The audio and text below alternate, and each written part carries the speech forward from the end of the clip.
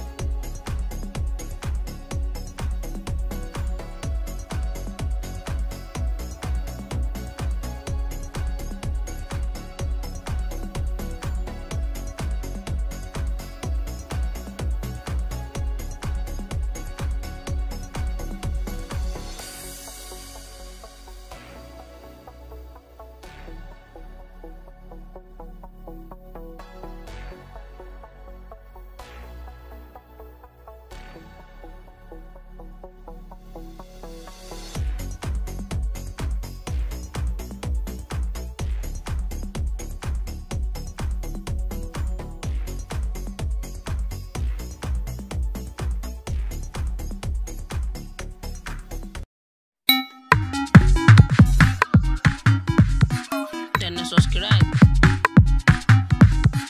sai ka danna ƙararrawa domin samun sanarwa idan mun uploading na sabbin